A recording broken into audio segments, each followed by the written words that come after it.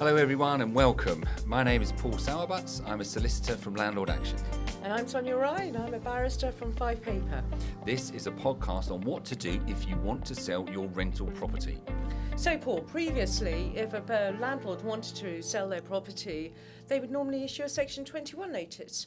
But now we all know that's going to be abolished on the 1st of May 2026. And we now know that there is going to be a new ground for possession, mandatory ground, that's going to come into force on the 1st of May 2026. Yes, the Renters' Rights Act contains a new ground for possession, specifically if you want to sell the property, ground 1A. That is a mandatory ground for possession under the Renters' Rights Act, allowing a landlord to end the tenancy if they intend to sell the property. It requires the tenancy first, however, to be in place for at least 12 months before the notice can take effect, and then the landlord must provide for 4 months' notice. But importantly, the landlord is prohibited from marketing or reletting the property, which is under the new section 16, subsection E, 16E, subsection 2 and 3, Housing Act 1988, during the restricted period. Now, what I mean by the restricted period, it's defined under the Act, under section 16M. Now, originally, the Lords reduced the restricted period to 6 months. However, the House of Commons have now increased it and it's now 1 year. So what that means is that you cannot relet or remarket this property for a year after you have served this notice. And what I mean by reletting, that's not just long-term tenancies, it's Airbnb, Booking.com. And marketing also includes if you tell someone who works in the letting agency that that their property is available for rent. You cannot do any off-the-book marketing whatsoever. Yeah, so the intention to sell as a ground, it sounds great, but there is these serious sort of caveats to it. Just picking up on that point about the House of Lords, the proposal by the House of Lords really was underscoring the reality that a landlord may change their mind if the property had been on the market for, let's say, 6 months and they couldn't find a buyer. This prolonged period may lead, if it's not already obvious, to financial hardship for the landlord, and also, as a consequence, also contribute to empty properties in the community. I think, the point is that if you are going to change your mind as a landlord, it's going to be costly. Yeah. Because, firstly, you cannot market or relet. And if you do, you've got a potential penalty of up to £40,000, as well as a rent repayment order. And, you could be left with £40,000 and a rent repayment order, which could leave you, and you still can't rent it if anyone or relet it in any event. Yeah, no, it is something that myself and Paul Champlina will be looking into on a webinar we will be doing later in the month. But yeah, you're right, Sonia. It has serious repercussions if this ground is misused, or even if the landlord just misjudges the housing market. So what we're going to do now is discuss what we think is going to be necessary to show the court that you've made ground 1A out. So I think it's right to point out that it's all about intention to sell.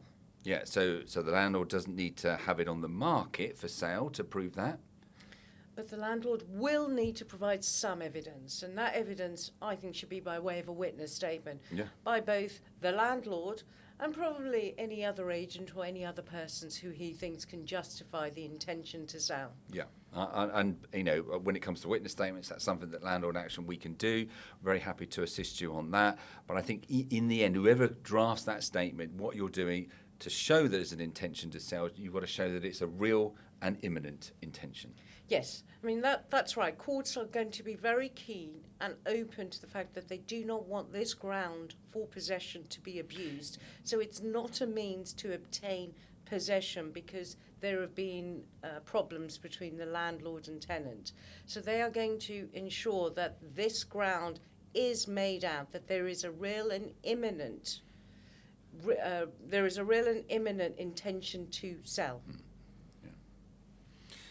And I think it's also worth pointing out that if, for instance, you've already approached the agent, it would be helpful to have at least showing evidence that you've approached the agent and also possibly even instructed the agent. And I think at that point you may also want to consider, well, actually, I'm going to get the agent to give a witness statement, which may be helpful throughout. Yeah, that's right. And these sorts of statements and the evidence that we're talking about here is particularly important if you think that if the case is contested or you anticipate it being contested. I mean, I can envisage circumstances where the tenant may be problematic. We've all come across such tenants for various reasons. And they can turn around and say, well, the ground is a sham, and the landlord only wants to evict them and does not really want to sell the property. I mean, that's going to be the main opposition to this kind of ground for possession, that the tenant's going to say it's a sham. Yeah, it is going to come up. And they may argue that the evidence that the sale is a sham is that they would say that you, as a landlord, could have marketed it whilst they were in possession of the property. Yeah. So an agent statement may be able to assist you and address why they require vacant possession in order to market the property and sell the property. Yes, you want to be getting the best price, and I think that's perfectly reasonable. Yeah. I think it would be persuasive also if the tenant, for example, didn't allow viewings or has been disruptive in some way. Or maybe the tenant has not kept the property in the best shape, either by having too many possessions or just having the property messy. Yeah, I mean, obtaining evidence of the intention to sell is paramount. I mean, for instance, we've talked about you obtaining a witness statement. We've talked about the agent obtaining a witness statement. You may even want a witness statement from your bank, for instance, if you're in arrears, or a witness statement from your accountant, which shows that actually you really have to sell it and it's really important that you sell now. So all of those matters can come into it, because it's very important to know that you will not be able to market or rent this property for 12 months from when the notice is served. Even if you don't get an order for possession, you really need to get that order for possession as soon as possible to limit your hardship. Yes, exactly. You're showing that. So what your landlord must ensure that they've done their market research. They put forward, the reasons why they personally might need for this sale to go ahead, and that just supports your intention. But you're doing all of this before you serve the notice. Absolutely, and you need to be sure as a landlord that you will be happy to obtain that price, because if you are going to change your mind, this could be very, very expensive, because you will not be able to, for instance, if the tenant leaves after 4 months, you will not be able to have rent for a further 8 months. So it's not going to be quite so simple as I'm going to change my mind and I'm going to rent it out to another person, to another tenant. You can't. No, and it's worthwhile ensuring that you've got the requisite evidence if the tenant doesn't leave, so that you can obtain that order for possession. And that in itself can take a long time to materialise. Yeah, I mean, I think it could. I mean, I think it's likely to be a fast-track case. I cannot see a tenant agreeing for it to be a small claim. You may be able to persuade the judge, particularly if you've provided all the evidence and showing that it's going to cause hardship, for instance, towards a landlord, and that your intention is very straightforward, that the judge may, for instance, decide, actually, I think I can deal with this by giving a direction that the tenant can provide any evidence in response, and then I'll determine it, rather than full directions of defence, disclosure, witness statements, questionnaires, which can all mean that quite a long period will elapse before trial. Yeah, that sort of long, drawn-out case is obviously going to...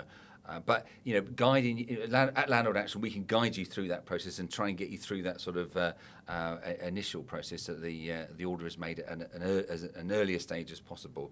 And obviously, get someone like Sonia to represent you. I'm here. Yeah. And there are other people who are also here to represent them. But I think the key to it is good witness statement will be key. Yeah. And I think properly prepared and filed and served at least 7 days before the first hearing, because you never know, a judge may have read it at that time. And even if a tenant comes to court and says this is all a sham, the judge may even think, well, actually, I've read the evidence, I think this is good enough. Yeah. Not saying it's likely to happen, but there is a possibility. And without doing that witness statement, you're going to have no chance No to get chance possession at all. No. Yes. Yeah, I agree. Obviously, this is presuming that the service of the notice has been done. Then, obviously, you'd include evidence of service of notice, making sure that it is valid and compliant where necessary for that first hearing. Yeah, so I suppose takeaway point, research.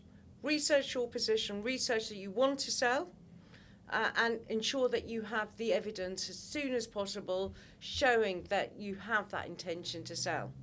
Yeah, and if you know the tenants are unlikely to give up possession, or you want that certainty factor that you'll be able to get possession of the property back, you may want to serve a notice of seeking possession in any event. Yes, just be aware that once you've served that notice, your 12 months is running from there on. And of course, it should be borne in mind that it could take a year, could take longer to obtain a possession order, because we know how difficult it is obtaining bailiffs if the tenant refuses to leave. And even if the tenant has left, it can still take significant months to sell in this market. Absolutely. Yeah, the bailiff point is absolutely spot on, Sonia. We've, back in the team in the office, they're dealing with inquiries and landlords pulling out their hair at how long it's taken for bailiffs to be appointed. Yeah. Anyway, hopefully that you found that useful and you'd come back to us if you require any more information, and look forward to seeing you next time. Goodbye. Goodbye. Thank you.